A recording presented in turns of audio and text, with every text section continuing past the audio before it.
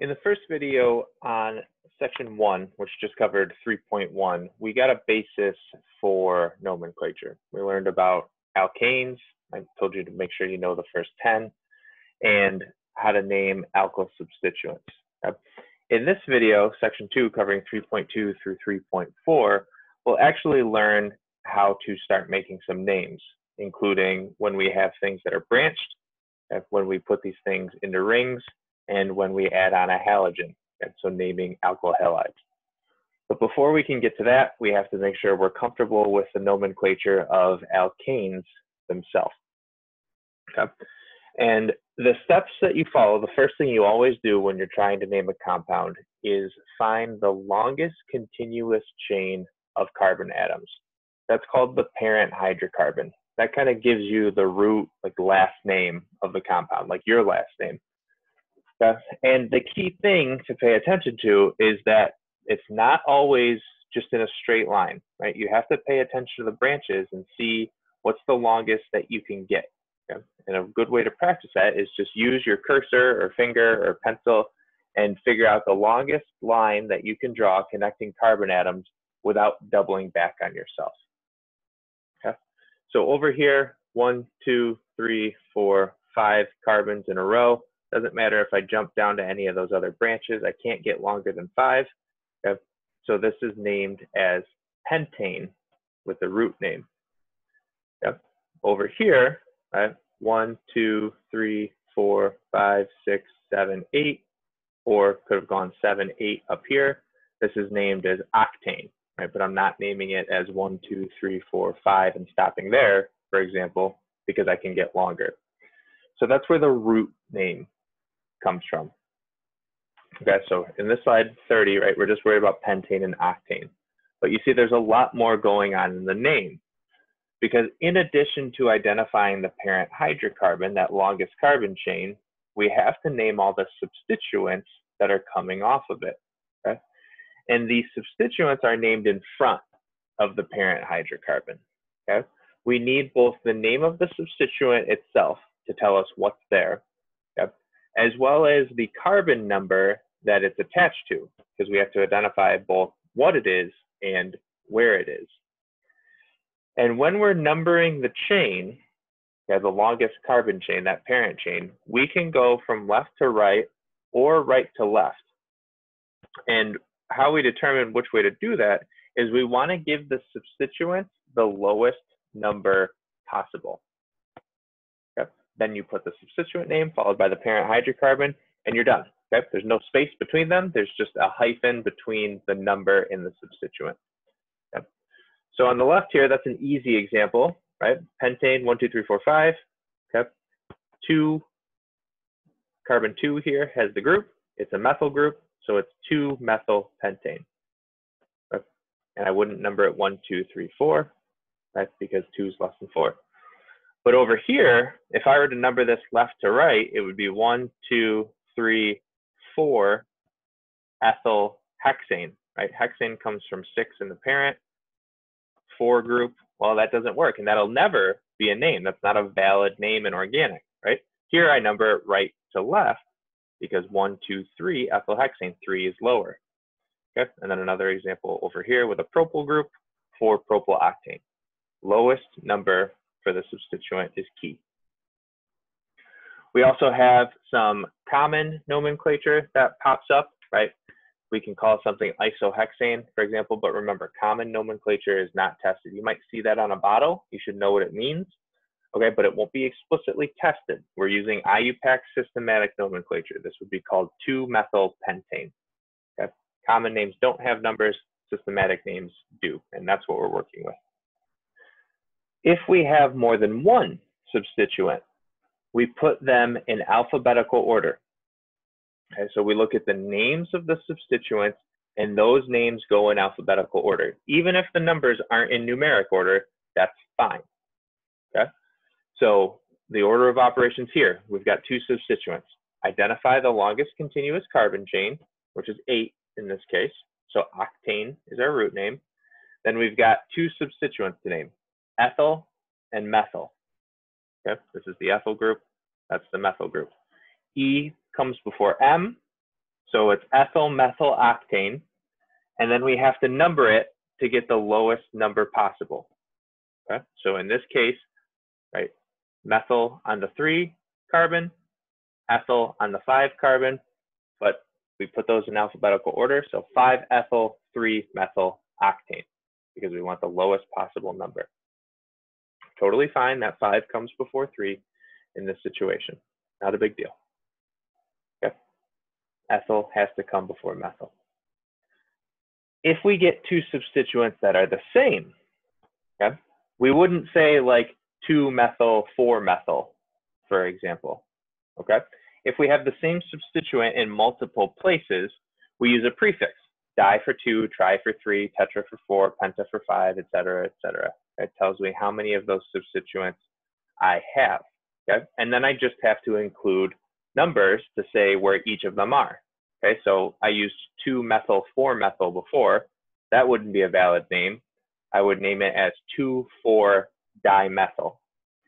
And the key thing to keep in mind, you do not pay attention to the prefix when you're listing your substituents in alphabetical order. So you just compare methyl, ethyl, propyl. You don't count di, tri, tetra. You need it if you have multiple substituents, but you don't use it when you're alphabetizing. I've got that bolded here. Make sure you've got that starred in your notes. Yep. And then however many groups I have, say it's trimethyl, for example, right? You just put the numbers before, all the numbers together, separated by commas to show where all of the methyl groups are. Okay. And that number of numbers should, of course, equal whatever that prefix name is.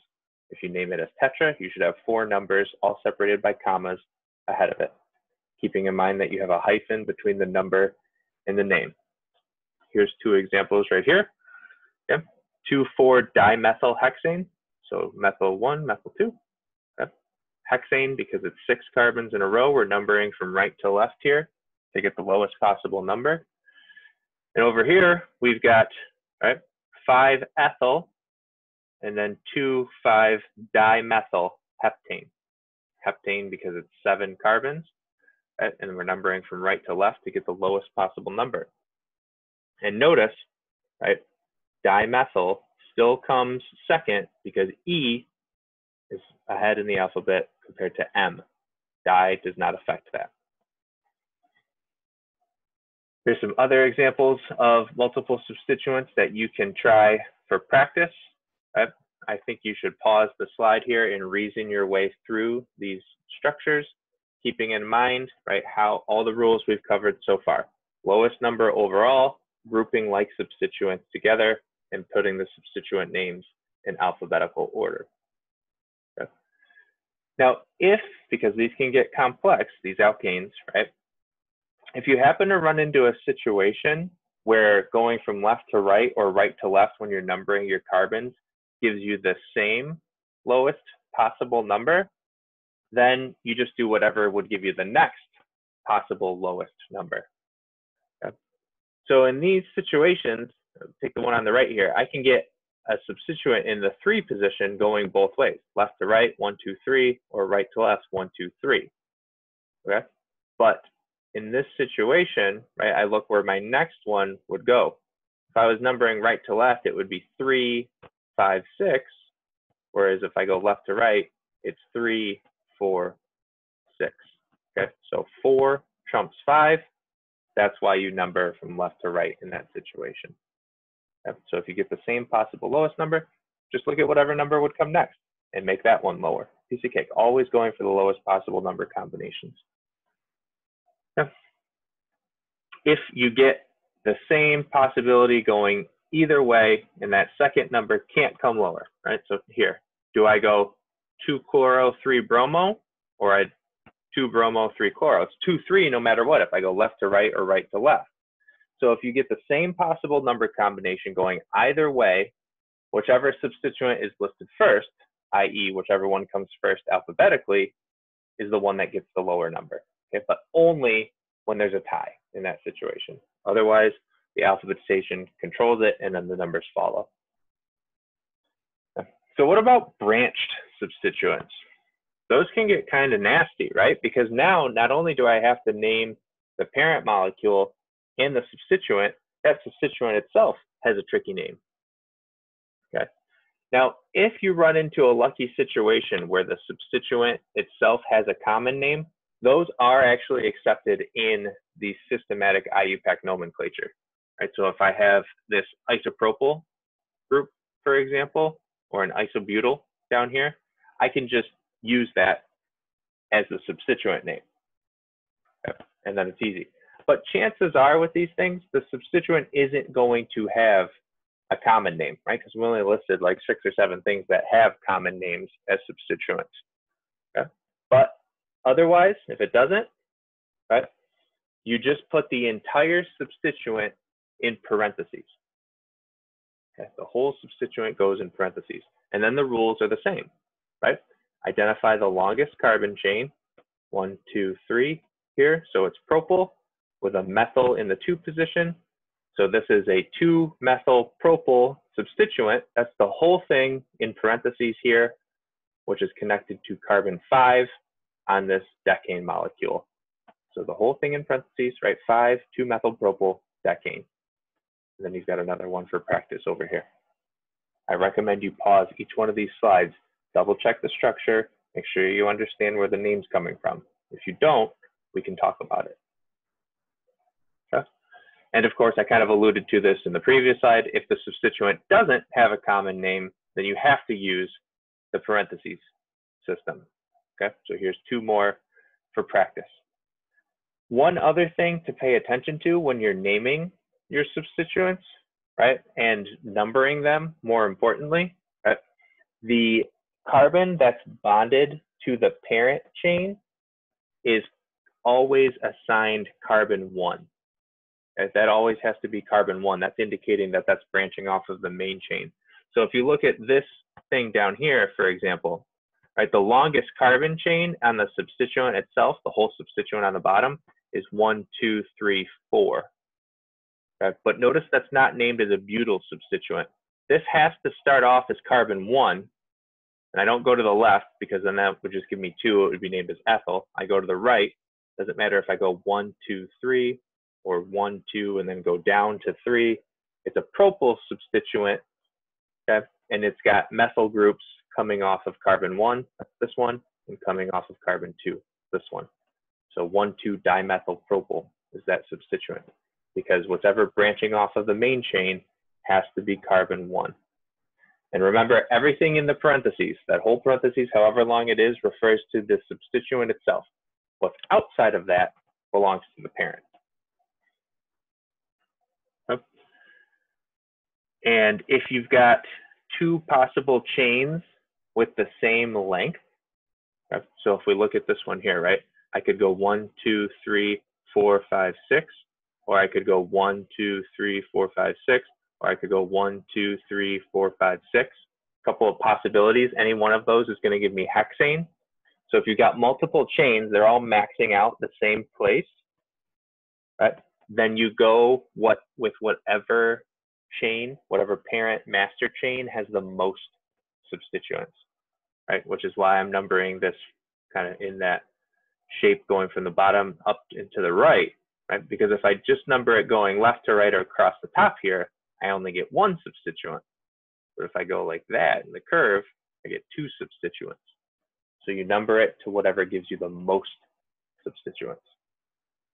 And that's it for alkanes. It's a lot, right? There are kind of 7 rules, depending on how you cut them up within the video so far, that are fundamental to nomenclature. They're definitely going to be on your test, right? There's no doubt about that, right? But be familiar with all of those 7 rules. You're going to use them all the time. And what you'll see is that everything else builds on these ideas. Because we're going to jump into, I alluded to at the beginning, what happens if I put these in a ring, right? Those are called cycloalkanes. They look like brand new molecules, okay, but they use the same set of rules, just slightly different. Okay? With our carbon atoms being in a ring, cycloalkanes have the general formula CnH2n, okay, whereas our alkanes before were CnH2n plus 2. But other than that, in terms of nomenclature, we're typically just putting the term cyclo before the number of carbons in the ring. Okay, so here, we know that 3 carbons is propane. or 4 is butane, 5 pentane, 6 hexane. Now we just put cyclo before that, okay? And here's the skeletal structures. That's all you have to do to name these. If it's in a ring, you indicate that by using the word cyclo. So hexane is 6 carbons in a row. Cyclohexane, 6 carbons in a ring, of course, with their hydrogens. And we're getting more and more familiar with these skeletal structures. But what about adding substituents? Okay, if it's just one substituent, it's a piece of cake. Okay, because most of the time the ring itself is going to have more carbons, so it's going to be the parent, and all you have to do is name the substituent. You don't even have to give it a number because it doesn't matter in the ring. So methyl cyclopentane, ethyl cyclohexane, no number necessary, okay, because you can just rotate it around and be the same thing. If you run into the rarer situation, okay, and your substituent has more carbons than the ring itself, here we've got 1, 2, 3, 4, 5 versus 4 in cyclobutane, right? Then you have to name the cycloalkane as the substituent, which is fine. It's a cyclobutyl, right? Cyclobutane becomes cyclobutyl. It's coming off of carbon 1 on pentane, so it's 1 cyclobutylpentane. And as long as your rings are monosubstituted, I always mention that, I already mentioned that, you don't need a number. But if you have more than one substituents, look at di and tri-substituted, then you have to have numbers to say where they are. Okay, the substituents still go in alphabetical order. That's not new. And in this situation, going around the ring, 1 goes to whoever was listed first alphabetical. So notice with our rings, 1's coming at the beginning. Okay, so 1 methyl, 1 ethyl, 1, 3-dimethyl, whichever one came first gets carbon 1. And then to name your second one, you can go clockwise or counterclockwise.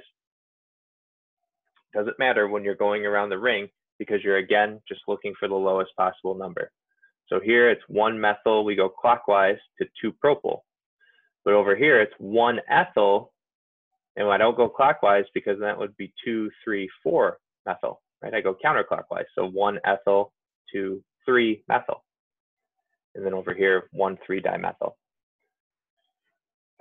Again, looking for the lowest possible number. If you have 2 substituents, right, with the same low number, doesn't matter if you go clockwise or counterclockwise, it's the same rule as before, right?